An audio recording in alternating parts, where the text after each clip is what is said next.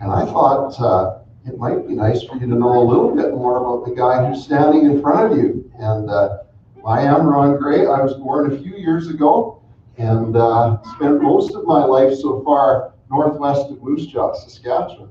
I was born into a farming family and was raised there. And when I turned about 19, I took on the family farm and began farming and did that for 20 years.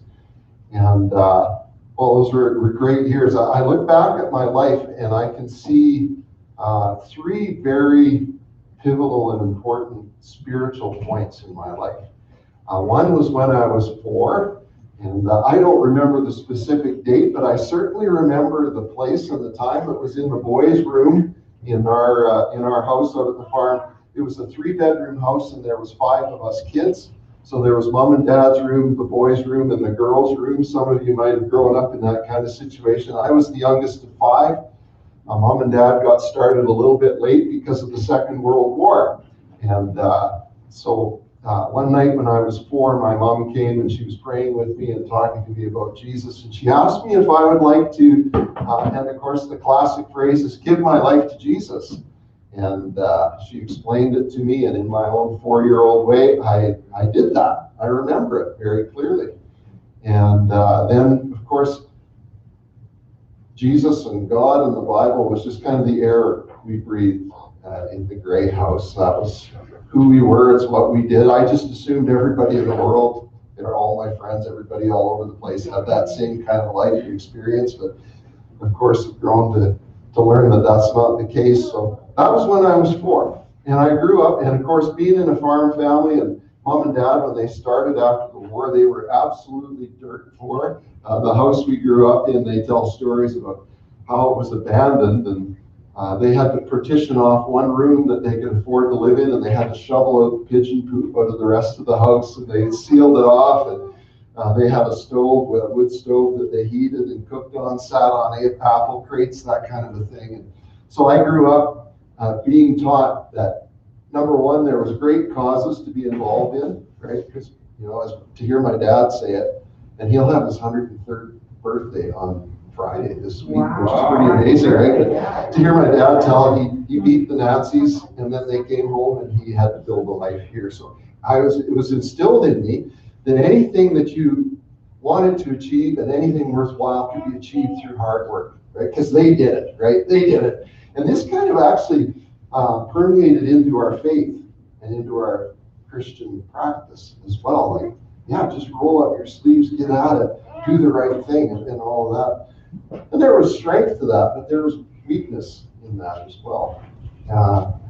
Grew up in that environment, and about the age 19, God, again, really, I had a moment, I would call it, with God. I met a beautiful young woman who would become my wife, Maria, and she was spectacular. Oh my goodness, she was part of a Baptist church plant in Moose Jaw, and I met her, and I was attending a church I'd attended all my life in Moose Jaw. We just kind of rolling along, and I met her, and I just challenged the socks off of me.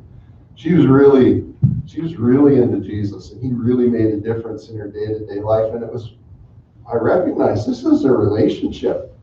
And I also recognized that I fell in love with her, but I also realized I'm not the man she deserves.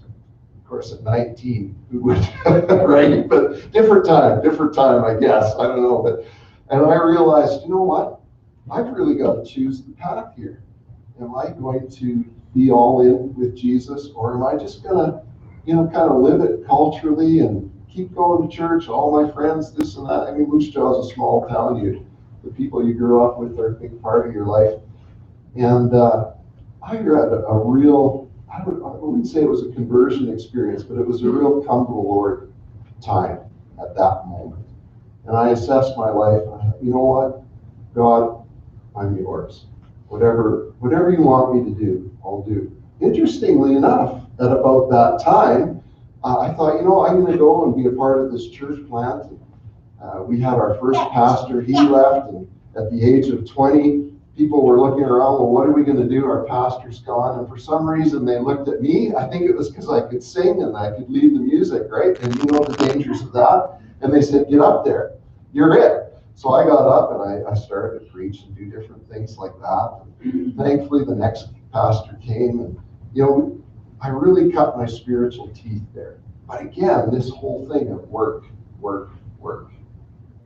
snuck into it. And if I wanted to please God, I had to work hard.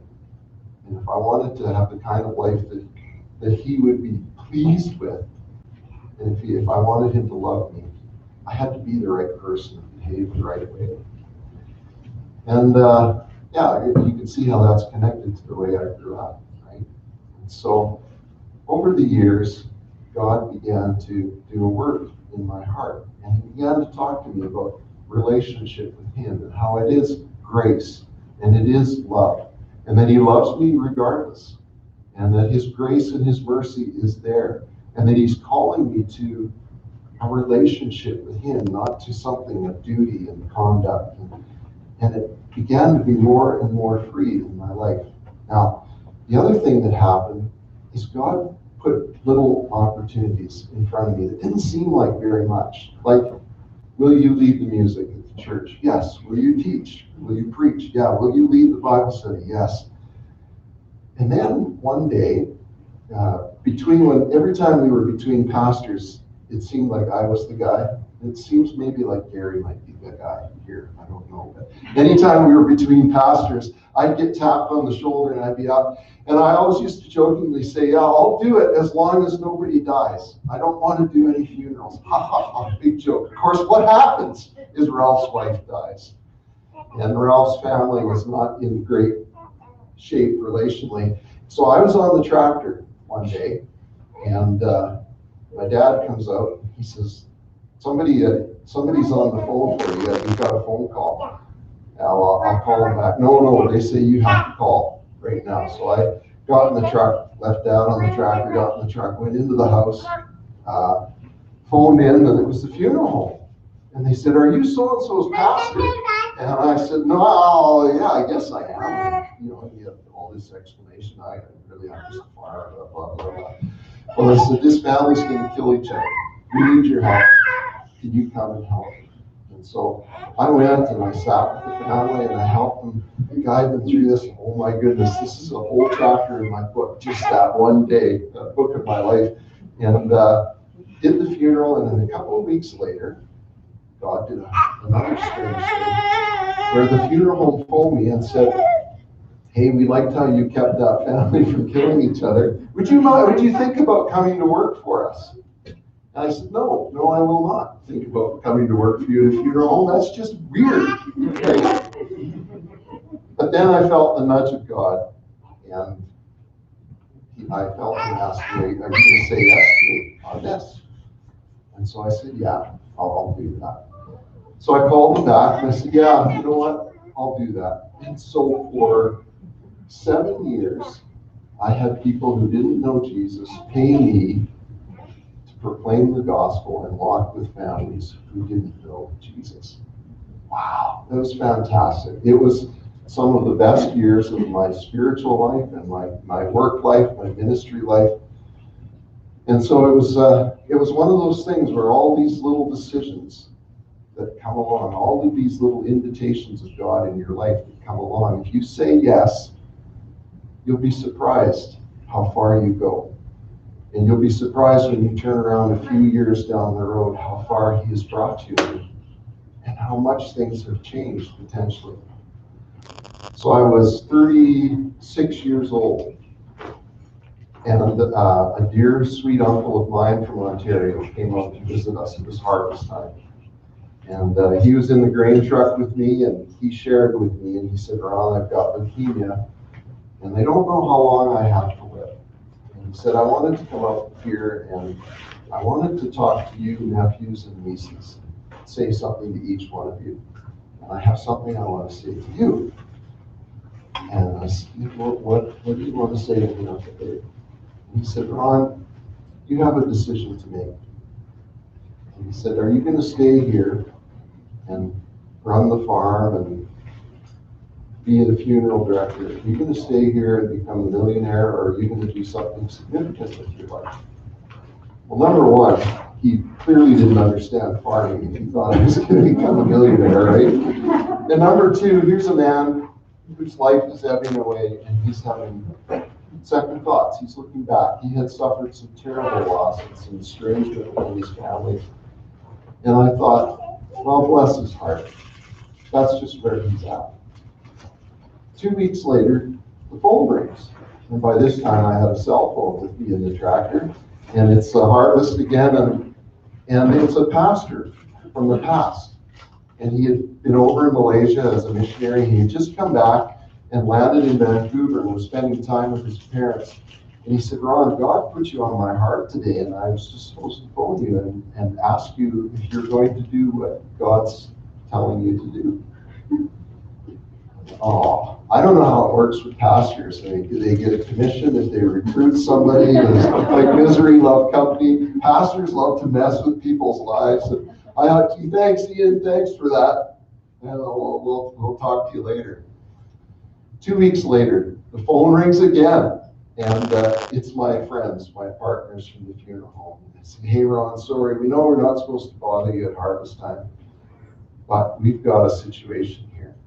And a young man from northwest of Moose Jaw, him and his buddy were working in the provincial park, their summer job, and they were last day on the job.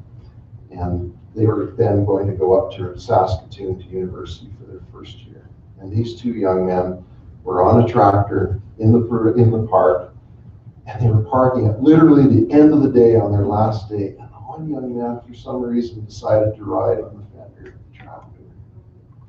And his buddy was driving, and they hit a bump, and you know what happened. And they said the family is just inconsolable, as they would be.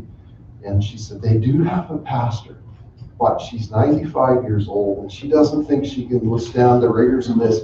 If you come and arrange this and organize it and do all of the heavy lifting, she said, she'll get up and give a homily. And I said, yeah, absolutely, I'll do that. So we went out. It was Riverhurst, Saskatchewan, beautiful place. Believe it or not, southern Saskatchewan, right there on the river. And we set up the hall, and somebody came in and said, hey, Ron, Pastor Mary Hager is outside, and she wants to talk to you about the service. This was the 95-year-old ministry.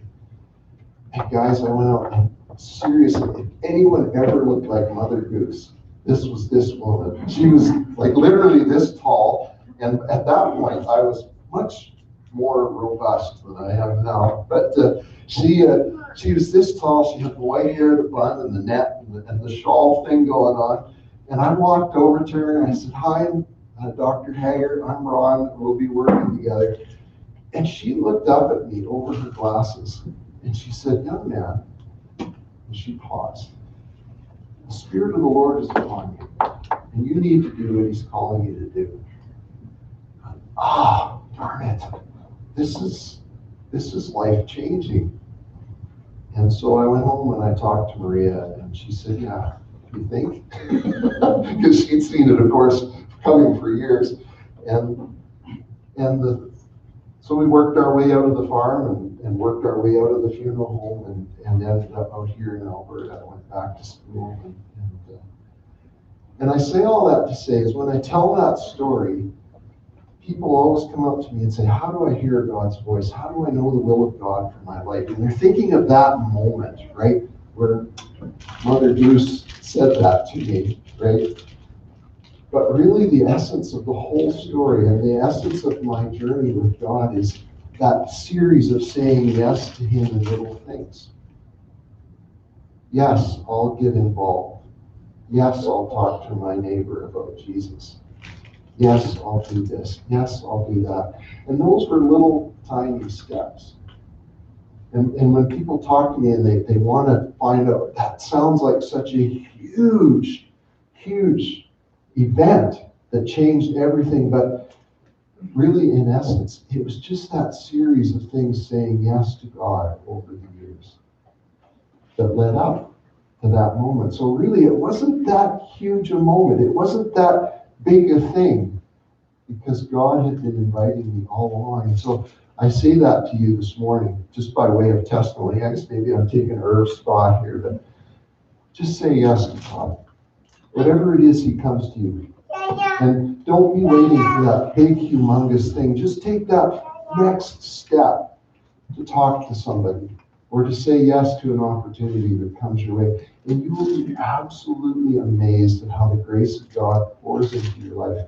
And you'll be absolutely amazed when you turn around in 3 or 4 or 5 or 7, or like me, 30 years at where God has taken you. Never too young, never too old to say yes to God. So I promise that bonus material isn't going to extend your stay here this morning. I just felt like I wanted to share that because it seems like, especially in a time when everything is in turmoil, really saying yes to God is often the only thing that we have available to us before Him. And so I would encourage you to do that. And it doesn't necessarily lead to an easy life, as we'll read this morning from the Apostle Paul, but it is a good life. And it is a rich life in Jesus. And your relationship with Him, not your duty to Him, but your relationship with Him will grow and be so much richer. And that's what my heart longs for you, is this relationship, the reality of life with Jesus. So, join me in Philippians chapter 4. And I'm going to read those verses. Our verses today are verses 10 to 14. Now, as you're turning there, the Apostle Paul, he wrote these verses, and there's 2 things that I know about Paul. One is that he had what I would consider to be a hard life. And the second thing I know is actually something I know about myself, and that it's often hard to live up to Paul's example and the challenges that he gives us. And I think you might find out about that when we read these verses. When you look at Paul's life and the hardship, you can just look at 2 Corinthians 11. Don't turn there now, but he gives that incredible list of, that's where he says, I've been beaten with 39 lashes, 5 times, beaten with rods. I've been in prison. I've been shipwrecked 3 times. And on one occasion, I had to float in the sea for a day and a night, and all of this. And he gives the list, and how he's been persecuted by his Jewish brothers. He's been persecuted by Gentiles. He's never been safe. All of these things. He had a hard life. He had a tough, hard life. And yet he writes this in Philippians chapter 4, verses 10 to 14. I greatly rejoice in the Lord that at last you have renewed your concern for me. Indeed, you have been concerned, but you had no opportunity to show it. I'm not saying this because I am in need. And here's the part I have a hard time living into. For I have learned to be content, whatever the circumstances. I know what it is to be in need, and I know what it is to have plenty. And I have learned the secret of being content in any and every situation, whether well-fed or hungry, whether living in plenty or in want. I can do everything through Him who gives me strength. Yet it was good of you to share in my trouble. Maybe you're like me when you read this line that says, I've learned to be content in whatever my circumstance. Maybe you're like me and you think, I don't know if I can do that. I don't know if I have that gear that allows me to be content in whatever circumstance I'm in. But today, I want us to consider some things. And I want us to consider the fact that God is calling us to a life of peace and contentment through Jesus Christ. He's calling us to pursue Jesus above all things, and that in itself leads to contentment and leads to peace. So the challenge of being content, let's start with a simple definition. Contentment, I would say, is a state of peace and happiness born of satisfaction. It's a peaceful ease of mind, being satisfied that what we have is actually enough. And with contentment, I don't know if you felt contentment. There's just an ease of life. Your breathing comes easier, your shoulders drop, your mind doesn't spin when you think of the future, and rest seems possible. Just to imagine what it would be like to be contented, to be at peace, to not have want. So I want to invite you to do a contentment test. Nobody's going to yell at you because of your answer. There's no pass or fail. It's more of a diagnostic test, I would say. But I think it's important that we, as the doctor says, get a baseline before we go any further. Okay, so here's the question, here's the test. Ask yourself this: what do I lack that, if present, would give me peace and contentment? What do I lack that, if present, would give me peace or contentment? What would it take for me to be content? What do I feel like I don't have enough of? What do I worry about? What would give me permission to sleep at night, or to stop hoarding and stop gathering, to stop worrying? And as I'm the guy talking, I should probably lead the way, and I'll be honest. For me, often it's money, right? Often I just think if I had a little bit more, it would take the pressure off in this area. We live in a place and a time where we take our money and we exchange it for all sorts of things we need: clothes, food. I give Direct Energy a pile of money and my house stays warm, that kind of thing. You give someone else a big enough pile of money, you have a roof over your head. You go to Walmart, you give them some money and you got shoes on your feet, or wherever it is you buy your shoes. And Paul recognizes this. He takes this teaching opportunity for me and for the people in Philippi and all of us here today, and he says, listen, I've learned to be content with little or much, full stomach or empty stomach. I think more than any other pandemic, anxiety and worry are the true pandemic of our time. I think it's the thing that dogs so many of us, and it may not be money for you. I think for many of us in Canada, it might not be for you. It might be peace, it might be relationships, it might be a longing for acceptance, whatever it is. And yet here we have Paul calling us to a different way of life. He speaks of being content in whatever circumstance he finds himself in. If you read in 2 Corinthians that list of things that he had experienced, I have this mental image of Paul floating in the middle of the Mediterranean, hanging onto a board, hungry, but content, with a goofy grin on his face. How does this work in a world where so much of it, our joy and our peace, seems to depend on what we have? But as I say, Paul, and God through Paul, is calling us to a different way of life. And I want to say something right now. And now is the point in the message where when I ask that question and something comes to mind, now's the point in the message where you might well be feeling like, you know what, my life doesn't measure up with what Paul is presenting. My life doesn't look like the picture that he's painting here of contentment. And for me, as I was preparing this, it happened 2 weeks ago, where I realized, oh Lord, I am not where I need to be on this. I'm not where you would want me to be. But I want to remind you that there's a reason that God had these words penned. And it's not because he's mad at you. If you're feeling anxious and if you're feeling discontented, God's not angry at you. He's not put out at you. He understands. He knows your frailty. He understands that we're but dust. That's Psalm 103. And he has penned this because he loves you. Okay, this comes back to that relationship piece. God had Paul write this because he loves you. And he doesn't want you to live like that. He doesn't want me to live like that. He wants to call us to a far more beautiful way of life, a beauty that doesn't depend on what we have, a beauty that depends on who we have, Jesus Christ. And it's such a foreign way to view the world. It's such a foreign way to think. It's such a foreign way to live that it's hard for us to even imagine that it could be different. It's hard for us to even imagine that we could be content with lack in our life. And yet this is what God calls us to. And he says in these verses, I've discovered the secret and how to live this way. I've discovered the secret. What is the secret? I don't care much for the kind of secret that withholds truth. But I do love the kind of secret when somebody comes to me and says, oh, you know what you need to do? You need to know to make that work? And they tell you that secret.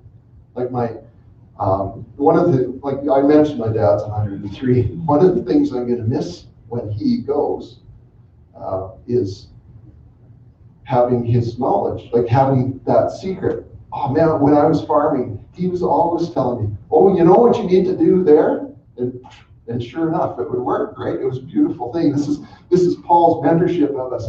Here's the secret. Here's what you need to do. I can do everything, he said, through Christ who gives me strength.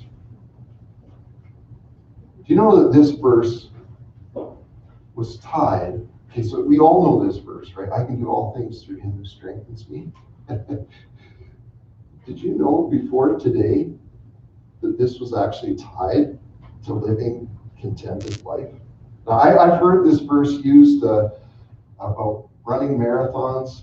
You know, I can do all things through Christ who gives me strength. Surviving university, right? Those of you who went through university maybe used this verse. I can do all things, especially if you took engineering or some unearthly course like that, right? Or finishing projects at time, or putting up with a bad boss, any number of things. And fair enough, right? If you're doing something that Jesus has asked you to do, he will give you strength. But it's worth noting that this verse originally was tied to living well no matter what circumstance we find ourselves in. That's the strength that Paul's referring to. And this verse means something deeper and more beautiful than we could have ever imagined. This verse means something even more beautiful than being able to survive university or put up with a bad boss or get your children through childhood or through the teen years alive, right? This tells me that God is intimately involved and wants to be involved in our lives, in the good and in the hard, in the bad and in the easy. And this tells me honestly that there will be hardship in life. It doesn't tell me that God will spare me all of these trials. And oh my goodness, if I did a poll of the audience that said, how many of you have had trials or are having trials in your life? How many, no matter what age we are, how many hands would go up? I've got some tough stuff in my life. The promise isn't that God removes us from that or removes those trials from us. The promise is that he gives us strength in his presence in times of difficulty. It's hard to be reminded that sometimes rather than rescue us from hardship, God chooses instead to walk with us through it. That's a lot where our intimacy with Jesus comes from. Have you ever shared a really tough experience with another human being? I got a buddy, Glenn. He's with the Lord right now. We were out driving around and got stuck in the middle of the prairie. It was 40, it was 40 below. Spent the night in a car that wasn't working, thought we were going to die. And I'll tell you what, we bonded in those moments. And if you share hardship with someone, your hearts get bonded together. This is something that Christ does for us. Whether it be the hardship of an illness, a sense of lack that comes from broken relationships, or a lack brought on by unemployment, some sort of poverty of the soul. Paul knew the pain. He knew the pain of hunger. He knew the sting of cold. But in it, he experienced the beautiful peace of contentment. And it was because of the presence of Christ and the strength of Christ in his life. If you want to read what Jesus had to say on this topic, you read Matthew chapter 6, where he told the disciples, listen, don't worry. Guys, don't worry about the future. Today's got enough trouble of its own. You don't have to borrow trouble from the future. Don't worry about money. Don't worry about this. Don't worry about that. Consider the lilies of the field, how God takes care of them. Consider the sparrows. And aren't you worth far more than that? And then he speaks the secret. Seek ye first. Wow, am I ever aging myself there? That lets you know how I memorized that one. What translation? Seek first the kingdom of God, and all of these things will be added unto you. And I have enough experience and enough age behind me to know that all of these things will be added unto you, has at least as much to do with the transition of my heart to be content as it is God pouring things into my life. And as I seek God first, as we seek the kingdom of God first, as we seek Jesus first in relationship with him, it transforms our heart. And as the old hymn says, that the things of earth grow strangely dim. And they lessen in their importance. And some financial stress is far less apt to cause me depression or despair. Difficulty in a relationship is far less apt to cause me despair because I know Jesus is there to strengthen and walk with me. And yes, I know that God tells us to ask for our daily bread, to ask for what we need, but at the heart of it is a call to walk with him and trust him in all of these things, in all of these circumstances, and in all of these situations. As I prepare to talk, I must say, you have a brilliant pastor. Oh my goodness. Nobody can handle a word like Daryl Young. I just love it. I love it. I love it. I've learned so much from him. Well, I'm a pretty simple guy, as you probably surmised by now, but when I come to a passage of scripture, I ask, God, what was on your heart when you wrote this? I don't necessarily need to know the technicalities of it. I just want to know why you wrote this. When you looked at the life of your people and the lives of the people that you love, what stirred you? What was concerning you? What was the burden? And the burden on God's heart for this passage is, my dear child, there's a life of contentment and peace that is yours in Jesus, and it's a beautiful life. And he's inviting us to join him there. So I want us to be very practical and to take this to God. Remember that thing that came to mind when I asked you, what is it that, if you had it, would leave more of it, would bring peace and contentment?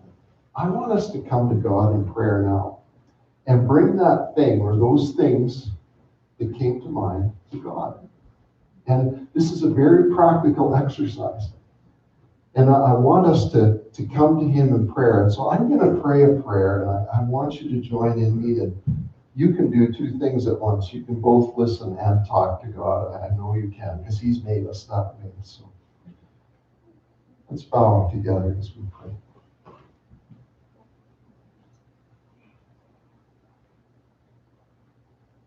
God, it's really hard to imagine that what I believe that I need more of could not be the thing I should place my hope in. It's hard for me, it's hard for us to believe that that thing that we identified, if only I had more of that, I could have peace and contentment.